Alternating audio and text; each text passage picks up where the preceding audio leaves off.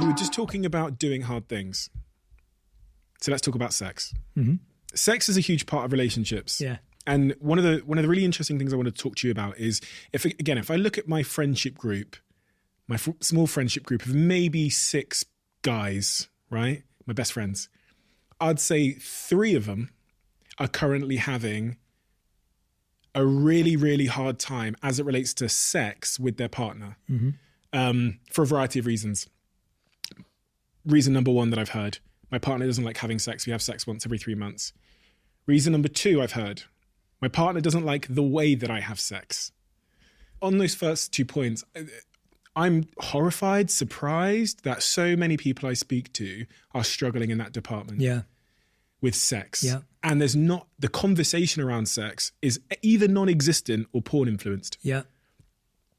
What's your take on sex and what's going on in the world? I'm so glad you brought it up, because I think that because of social media, there's this image that everyone else is having sex and I'm not. Like, I feel like that's like a very big feeling that a lot of people have. And all the stats show that people are having less and less sex. There are more and more sexless relationships and marriages every single year. And it's so much more common. Yet in our groups and online, everyone feels like, oh, they're getting some and they're getting some and they're getting some, but I'm not. And the truth is most people are not getting any. And that's just, I don't have the stats offhand right now, but whenever I've looked at the trends, that's what the trends show. To me, it comes back down to everything we've just been talking about. Sexual chemistry and attraction and connection is all based on how someone feels about themselves. If someone themselves is not feeling taken care of by themselves, attractive, investing in themselves, growing, feeling like they're becoming more and better, it's very unlikely that they're going to want to share their body, mind, emotions, and heart with anyone else in the most physically intimate way, which is sex. It's just unlikely. And chances are, if you don't think you're having those conversations you want to have with your partner, where you are being open, where they are working on their values, where we do see each other striving, chances are that you're not going to want to have sex with them either. And so what we're seeing is that the challenge we're having in sex is actually coming from everything else that's going on. That there isn't a sense of growth, joy, purpose.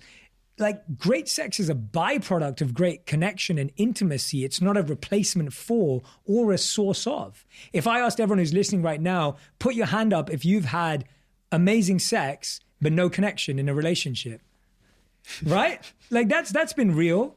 We've all used sex as a crutch. We've had relationships where every time we argued we had sex, it solved the problem. Every time something was going wrong, we had sex, it was figured out somehow. And the studies show that the chemicals released during sex make you feel like you're getting closer, even though you're not actually emotionally closer. So when you look at all of the stats, when you look at all the research, when you look at everything we've just described, sex is a byproduct of a healthy individual and a healthy individual and a growing individual and a growing individual coming together, sorting out their differences, having the fights they need to have, having the conversations they do, that naturally creates vulnerability, which leads to being able to expose ourselves at the deepest, most physical way that we possibly can. How can you expose yourself that vulnerably if you can't even have a vulnerable conversation with your partner because you just switch on the TV every night and avoid that difficult conversation? It becomes like a transaction. It becomes a transaction. And then sex becomes, in the best case, a crutch and a hopeful aspiration on a special night or whatever it may be, or something we wait for and plan for and it never works out. As opposed to, in the worst case, it just becomes something we're both not talking about, comfortable about, or even doing. And so, or an obligation. Exactly. Like an obligation. And like someone's just sitting there like, you know, come on, 3 minutes. Literally. Yeah, all right, let's get it over and done with. Like that mindset. And I'm like, there isn't, because we've lost intimacy in relationships. There is no intimacy. And so you can't force it physically. There's no intimacy in porn. There's no intimacy in porn, for sure. They don't like do the small talk. I don't pay for that. Exactly. There's no intimacy in porn. There's no, and the problem is, and this is, you know, the book starts with this quote, but it solves this problem very, very neatly and carefully. And it's this idea that the Buddha was once approached and asked, what's the difference between I like you and I love you? Which is a brilliant question. And the Buddha replied, when you like a flower, you simply pluck it. But when you love a flower, you water it every day. And to me, the one night stand, the porn, the dopamine hit, the release of chemical is the plucking, right? That's what we're all plucking all day long because that's all we can do. But the watering, the intimacy, developing intimacy, growing from entertainment to experiments, to experiences, to education, to engaging in service together, all of this creates so much intimacy that physical intimacy is a natural byproduct. It's not something you have to manage or engineer or manufacture. Like, it's not this separate thing. It's based on how close I feel to you. And the point is, we don't feel close to our partners because we don't do anything that makes us closer every day. Sleeping in the same bed as someone does not make you close to someone. Living in the same house as someone does not make you close to someone. The only thing that makes you feel close to someone is when you feel you can be open and when you feel seen, heard, and understood in your most vulnerable, darkest, and open times. If you can do that, everything else is going to work. But if you can't do that, you can't just make it happen in a moment because you're meant to be together. You're meant to be in love. What about masturbation? Do you think masturbation to porn helps or hurts relationships? I think in the long term, it hurts. I think it's unhealthy because it's an avoidance and an escape, right? That's the point. It's like, what is it being used as? It's not being used as self-connection or self-understanding. It's being used as escape and avoidance of the actual topic. And all that's doing is rewiring your brain for false expectations, diminishing returns as well. All the studies that I did look at showed that porn is making you work harder. You're going to have to find something more extreme. All the stats that I saw showed that you had to watch more extreme porn to get the same feeling. So the most searched porn and the most watched porn was abusive, sometimes violent, sometimes rough, hardcore. All the search terms were more extreme to get the same feeling because of the diminishing returns of the chemicals that are being released. And so now you're rewiring your brain to not feel as much pleasure from normal sex or more traditional, conventional sex. You're now saying that I'm only going to feel pleasure from sex when it's potentially abusive, violent, somewhat rough, hardcore, whatever else it may be. So I think that's massively unhealthy. There's something it does to your expectations as well. And expectations are the key of... That's what we're saying. Yeah. Your expectations of sex become completely unrealistic. Your expectations of intimacy are just thrown out the window. There must be so many people listening to this, both men and women, because both sexes do watch porn. It's quite naive of one to assume it's just men that are jacking off in their... Of course. In their bedrooms or whatever. But I bet there's people listening to this who have a partner that's constantly watching it. And they know they watch it potentially. Maybe they've caught them a few times and they really want them to stop. They think it's maybe killing the desire in the relationship. It's a difficult conversation to... Oh, God. You know? Yeah. It's really tough. And like I said, when I was...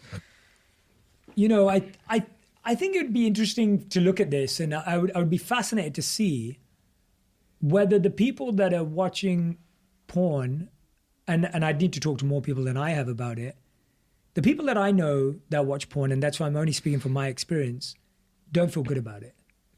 They internally, deeply at the root, when we're in a coaching session and we get to the core of it, they feel guilty, they feel shameful, they feel embarrassed about it. It doesn't make them feel good. And they wouldn't openly admit it in a community of people. Now, I'm speaking about a very specific group of people that have come to me for help or support in their relationships. They don't feel good about it. That doesn't mean they don't feel good when they're watching it. I'm saying they don't feel good afterwards. When they think about it, when they reflect on it, they're like, that's not what I imagined would be my sex life. That's not where I thought I'd turn to for satisfaction and enjoyment. So to me, that's, again, comes back to down the same approach. And that's why the approach is always the same. We're always approaching the problem from, or the challenge from, empathy and compassion. We're not approaching it from judgment and accusation of like, oh, you're such a waste, you're such a lazy, you know, like that mindset doesn't ever make someone want to open up. Like if you went up to your partner and said, God, you just watch porn all the time. Like, you're just one of the worst guys. Like, haven't you seen all my mates? They're doing this and they get this from their partners. And what are you doing? That person's never going to tell you. when they watch porn, or what their challenge with it is, or how embarrassed they feel, or whatever it may be, was if you went up to them and said, hey, you know, I know that you watch porn, and I wanted to know when it started. Like, when did you get into it? Like, what, like, allow yourself to be an interviewer about it, not an interrogator. And I feel like one of the biggest mistakes we make in our relationships is we interrogate our partners, not interview them. Let's be curious. Let's actually try and understand it. Let's look at it, because it's human. It's natural. Like we said, like 99% of people are doing it anyway. So why are we pretending like it's only in our relationship? Why are we pretending that, oh, no one else does this, but only my partner does this? That's not true. So if it's that widespread and it's that common, and there's this huge industry that's been built off of it, why are we judging our partner? And why are we making them feel less than? Do you watch porn? I don't. I mean, when you know, I mean, 3 years of being a celibate monk with no access to the internet or phone gives you some good training. I feel like, so I grew up, and I'll explain why too. I feel like I started having sex early. And so early in the sense for me. So I felt that when were the years where most of my friends were watching porn, I was having sex. And so I didn't get into it as a habit early on in life, which is where I found it formed for most of my friends. And then by the time they were having real sex, I became a monk. And so it was a really weird order of stuff. Does that make sense? Yeah, so it makes perfect sense. Yeah, for me, it was that idea of like, yeah, it was just, I think I had the real thing when my friends were watching porn, and then by the time they were having the real thing, I was on such a different path. 3 years of celibacy. No 3 years of celibacy would do it to you. It was one of the hardest. No thanks. It was one of the hardest and best things, though, because one of the things we don't realize, and I want to address this, and celibacy is a really interesting thing to address. I would love to see more people, and this may be not a popular concept, and I'm good with that. I would love to see more people date people without having sex for a committed number of months. So committing with the new person that you're dating to not make sex a connection point. So one of my good friends did this recently as well. And he found that it gave him the ability to make better decisions as to whether there was real intimacy, whether there was real connection, and whether there was something real here that could be built upon with sex, as opposed to, God, I'm just so attracted to her, and she's so attracted to me, and we just have the best sex ever, or we don't. And then that's what it's all hanging on. And so I actually would go down that route and say that celibacy doesn't have to be practiced how I practiced it as 3 years as a monk. Celibacy can be practiced in small doses, not because you're trying to be celibate and you're trying to repress yourself. That's not what I'm encouraging. What I'm encouraging is, why not use it as a way of making healthier decisions? Because studies show we don't make good decisions after we have sex. And studies show that we don't make good decisions when we've had sex with someone for a long time, because that's completely rewiring how we feel about them. So that's one way of looking at it. And the other way, I'd say, even going even more extreme, is being celibate as a monk allowed me to redirect all that energy. And the word for monk in the tradition I stayed in is brahmacharya or brahmachari. And what that means technically is proper use of that energy. So celibacy is not a repression or a suppression or a closing off. It's reutilizing that vital energy in a different direction. If you think about how much money, time, and energy you've spent chasing someone that you liked, the amount of time in your head, the amount of time on your phone, text messages, dating apps, the amount of money you spent. I would have been so rich if I never took anyone out on a date before 21. Like, think about all the money I wasted on showing off to women before I was 21. Mate, that Dom Perignon's not Yeah, cheap. exactly. Take all of that energy.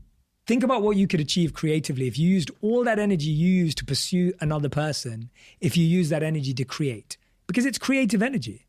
So to me, celibacy was far more about, I got to use 3 years of creative energy in doing a lot of self-work that I otherwise could have taken years to do because of so many distractions and pursuits that kind of spread that energy across. My girlfriend came upstairs yesterday when I was having a shower, and she said to me that she tried the Huel protein shake, which lives on my fridge over there. And she said it's amazing. Low calories, you get your 20 odd grams of protein, you get your 26 vitamins and minerals, and it's nutritionally complete. If you haven't tried the Huel protein product, do give it a try. The salted caramel one, if you put some ice cubes in it and you put it in a blender and you try it, is as good as pretty much any milkshake on the market.